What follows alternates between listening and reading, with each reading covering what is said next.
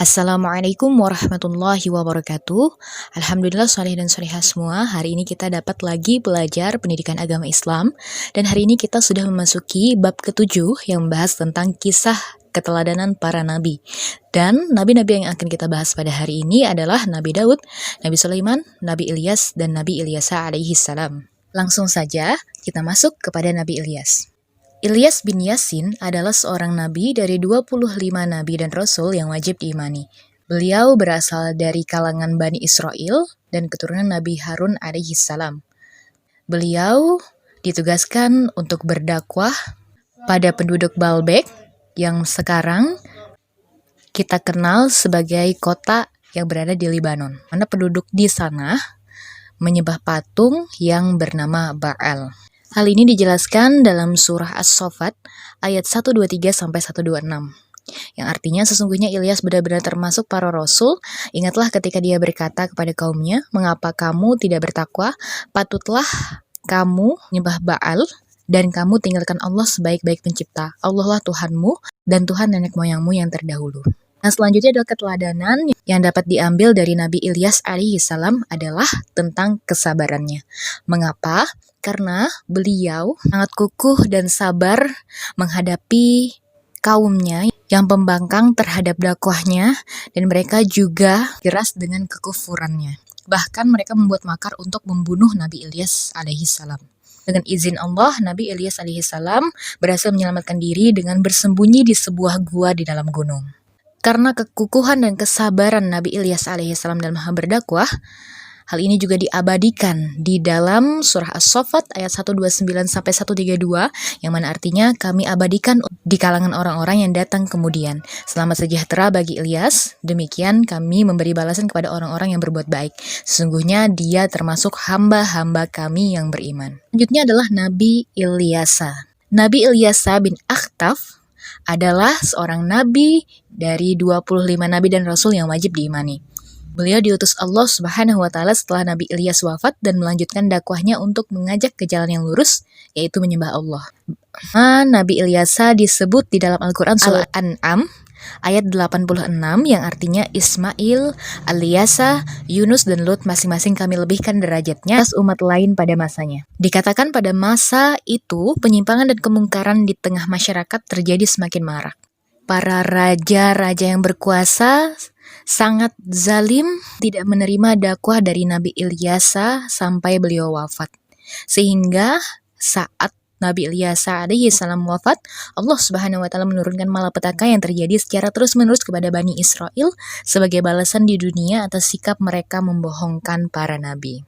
Nah, keteladanan yang dapat diambil dari Nabi Ilyasa adalah dalam hal kerjasama. Hal ini dapat dilihat dari kisah Nabi Ilyasa alaihi salam saat muda. Beliau menemani Nabi Ilyas ketika dalam persembunyian di dalam gua. Setelah Nabi Ilyas meninggal, Nabi Ilyasa pun diangkat menjadi salah satu rasul yang wajib diimani. Bahkan Nabi Ilyasa mendakwahkan ajaran Nabi Ilyas hingga beliau meninggal dunia. Sikap tersebut mengajarkan agar kita dapat bekerja sama dalam melakukan amal-amal soleh. Yang selanjutnya adalah Nabi Daud alaihi salam. Beliau juga adalah salah seorang nabi dan rasul yang wajib kita imani. Nabi Daud alaihi salam dulunya adalah tentara Talut yang paling terbaik. Beberapa keutamaan Nabi Daud adalah sebagai berikut. Beliau adalah ahli ibadah. Salah satunya adalah beliau ahli berpuasa, yang mana sampai saat ini kita kenal dengan puasa Daud, yakni sehari berpuasa, sehari berbuka. Selanjutnya, Nabi Daud adalah seorang nabi dan juga raja bagi Bani Israel. Yang selanjutnya Allah Subhanahu wa taala memberi beliau mukjizat, diturunkannya kitab suci, yaitu kitab Zabur kepada Nabi Daud alaihissalam. Selanjutnya, beliau memiliki suara yang merdu. Apabila membacakan isi kitab Zabur, gunung dan burung-burung mendengarkannya turut bertasbih memuji Allah Subhanahu wa taala, baik pagi maupun malam hari. Dan yang selanjutnya adalah Allah memberikan mukjizat kepada Nabi Daud alaihissalam berupa kemampuan untuk melunakkan besi. Pada masanya peperangan sering terjadi, sehingga untuk melindungi tentaranya, Nabi Daud alaihissalam merangkai baju besi agar nyaman dipakai. Pekerjaan ini telah mendatangkan keuntungan yang besar baginya. Meskipun begitu, beliau mengeluarkan 2/3 hasilnya sebagai infak di jalan Allah. Salah satu ayat Al-Quran menceritakan tentang Nabi Daud adalah Quran surah Sabah ayat 10-11 yang artinya sungguh telah kami berikan kepada Daud karunia dari kami. Kami beriman, wahai gunung-gunung dan burung bertasbihlah bersamanya, dan kami telah lunakan besi untuknya. Kami perintahkan buatlah baju besi yang besar-besar, ukurlah anyamannya, dan beramal solehlah. Sesungguhnya Allah Maha melihat apa yang kamu kerjakan. Selanjutnya, keteladanan Nabi Daud alaihissalam dapat dilihat dari keberaniannya, yaitu ketika berperang dengan Jalut. Nabi Daud alaihissalam maju dengan hanya bersenjata batu dan ketapel. Sontak Jalut mengejeknya sebagai bocah kecil yang lemah. Namun Daud segera meletakkan baju di karet ketapelnya dan melemparnya ke arah Jalut. Serangan Daud itu mematikan sehingga Jalut roboh tersungkur dan mati seketika. Perang pun berkecamuk dan tentara Talut mendapatkan kemenangan. Dengan kemenangan itu, Daud perlahan menjadi orang yang paling berpengaruh di kalangan Bani Israel. Talut mengangkatnya menjadi panglima perang, lalu menjadi raja Bani Israel. Setelah Talut wafat, Allah pun mengangkatnya menjadi nabi dan rasul Allah. Yang terakhir, keteladanan para nabi yang akan kita bahas hari ini atau di bab ini adalah keteladanan dari Nabi Sulaiman alaihissalam. Sebelumnya, Nabi Sulaiman alaihissalam adalah putra Nabi Daud alaihissalam. Beliau memiliki beberapa keistimewaan. Di antaranya adalah Nabi Sulaiman dapat memahami bahasa burung, sehingga ketika mendengar burung-burung berkicau, beliau memahami apa yang sedang mereka bicarakan. Kemudian, dapat mengendalikan bangsa jin. Beliau dapat mengendalikan angin, beliau dapat mengalirkan cairan tembaga, memiliki tentara dari jin, manusia, dan burung dalam jumlah yang besar. Selanjutnya adalah cerdas dan bijaksana.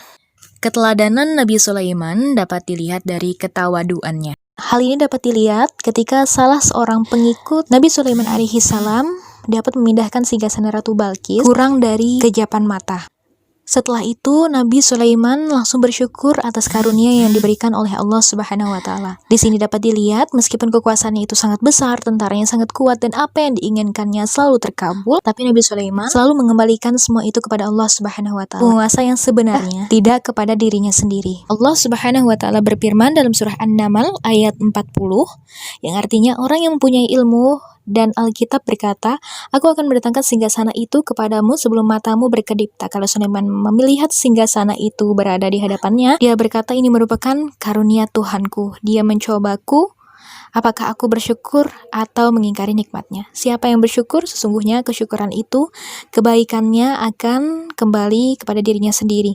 Siapa yang ingkar, sesungguhnya Tuhanku maha kaya lagi maha mulia. Kemudian setelah melihat keajaiban tersebut, Ratu Balqis pun menyadari kesalahannya telah menyembah matahari dan beliau pun masuk Islam. Allah berfirman dalam surah An-Naml ayat 44 yang artinya Balqis berkata, ya Tuhanku, sungguh aku telah menzalimi diriku.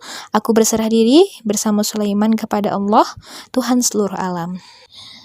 Sekian soleh dan solehah pelajaran tentang bab 7 hari ini. Semoga soleh dan solehah semua dapat meneladani sifat-sifat dari rasul-rasul kita, di antaranya yaitu sabar, berani, dan tawadu. Tugas hari ini adalah soleh dan solehah.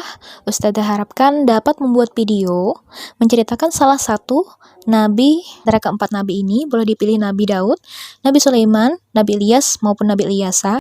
Silahkan buat video dan dikirimkan ke Ustazah. Mohon maaf sebelumnya, tugas harus dalam bentuk video, tidak boleh bentuk VN ataupun tulis tangan. Kali ini harus bentuk video. Videonya tidak perlu diedit, cukup sampaikan secara natural apa yang soleh dan solehah ketahui tentang salah satu dari keempat nabi ini. Boleh juga sambil dibaca, yang penting suara dan soleh dan solehah terlihat di dalam video tersebut. Setelah video selesai dibuat, silahkan kirim ke Ustazah via Wapri sampai jam 10 malam ini. Semoga dapat dimengerti. Sekian untuk hari ini. Salah khilaf mohon maaf. Wassalamualaikum warahmatullahi wabarakatuh.